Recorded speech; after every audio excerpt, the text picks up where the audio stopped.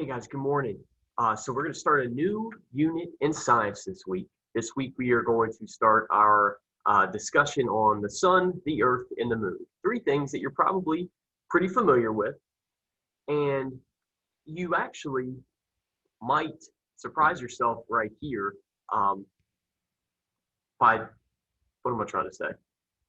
You may think you know more than you actually do, if that makes sense. So what I'm going to have you do, if you're at home watching this, I'm going to have you start the same way that they're going to start in class. I want you to grab a sheet of paper. It could be notebook paper, computer paper, it doesn't matter. And I want you to draw the sun, the earth, and the moon. I want you to show me what you think they look like compared to each other, size-wise. I want you to kind of have them spaced out distance-wise, how close or far you think they are from each other. And I want you to put the order that you think they come in. Like, do you think it goes earth, sun, moon? Do you think it goes moon, earth, sun? I want you to draw it on your sheet of paper. I also want you to label each circle. So whatever circles you're drawing, put a E, an S, or an M so I know which one it is.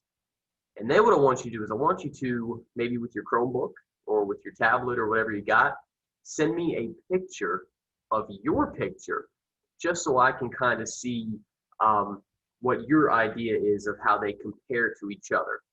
Because this is where a lot of students will say, oh, I know so much about the earth, the sun, the moon. Then they draw their picture.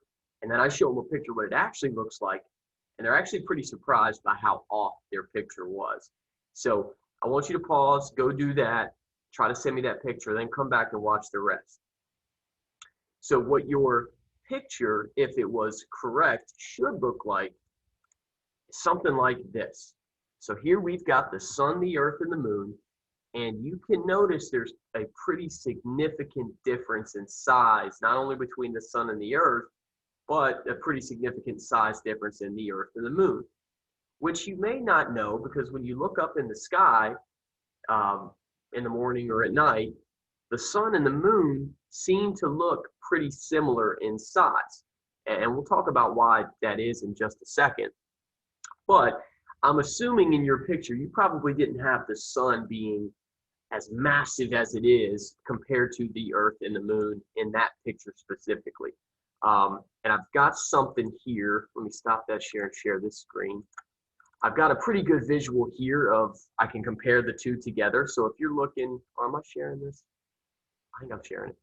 If you're looking here at this picture, you've got the earth and the moon. And very clearly, the earth is a lot bigger than the moon. If you look down here in the ratio, you can, it's about 3 times, almost 4 times as big the earth is than the moon. Now, when I compare the moon to the sun, it gets pretty different here because you can see how massive the sun is. And then you got to look so carefully right here. I can zoom in, zoom in, zoom in.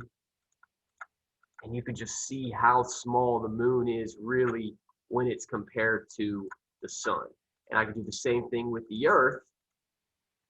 Again, a pretty massive difference in size when it comes to the sun and the earth. And a really good way to think about that is actually listed in this presentation once I get it pulled up. Come on, Mr. Huber, figure it out, dude. Figure it out. Here we go. So one way to think about it, if the sun were a basketball, which we have right here, the best way we could compare it would be that the earth would be the size of a pea.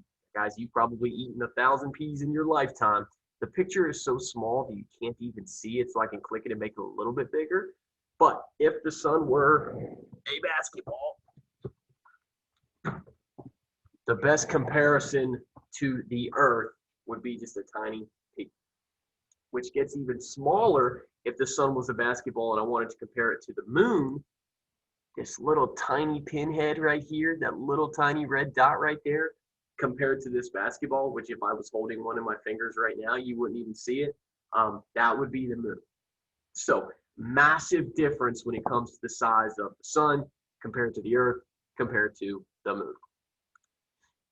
Now, what's interesting is what we kind of started talking about at the very beginning. The sun is so much bigger, 400 times plus bigger than the moon. Why is it that when you look up at the sky, if I were to go look right now, the sun would look pretty similar in size compared to what the moon would look like in size tonight. Why do you think that is? Think about that for a second. Because this basketball right here looks bigger than my head almost. Let me unshare the screen real quick. All right, so you see how big this basketball is? And then when I go back here,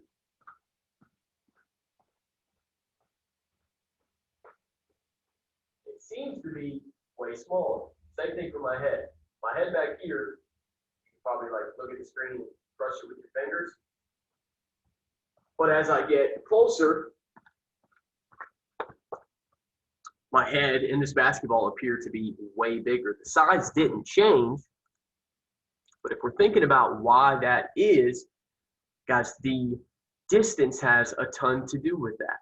So the sun looking the same size in the moon, looking the same size as the moon up in the sky, even though it's way, way farther away from us than the moon is, it's just because of how massive in size it is. That just goes to show you how big the moon is, how big the sun is compared to the moon when we're talking about actual size and distance, because the actual distance from right here, it says the distance between the sun and the earth, guys, it's 93 million miles.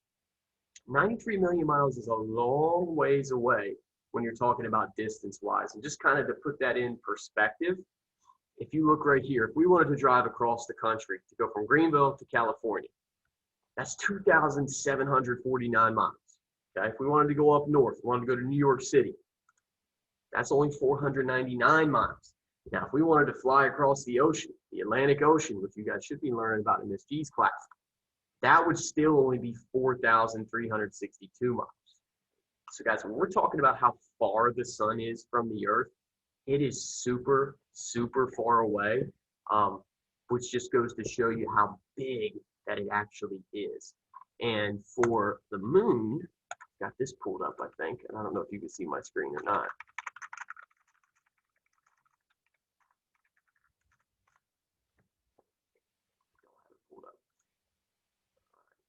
Seeing right now. Hopefully you're seeing this.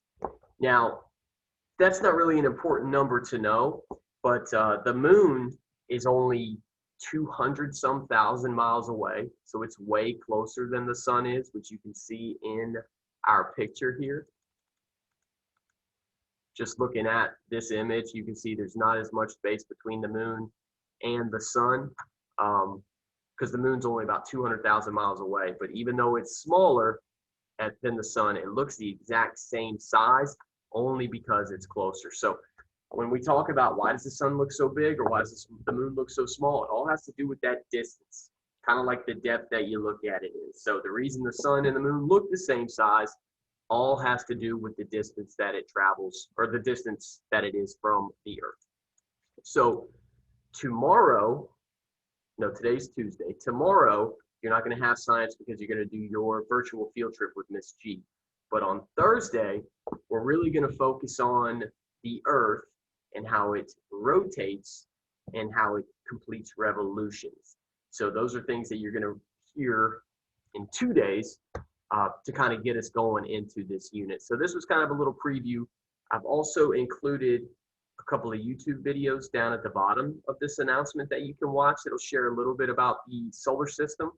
But we're not going to focus as much on other planets as we just are our own. We're going to focus on the Earth, we're going to focus on the sun, we're going to focus on the moon. So this is always a fun one for us to learn about. There's a lot to be learned. So I look forward to getting to talk about this stuff. So thank you guys for watching. Check out those videos if you want, and I'll see you back on Thursday.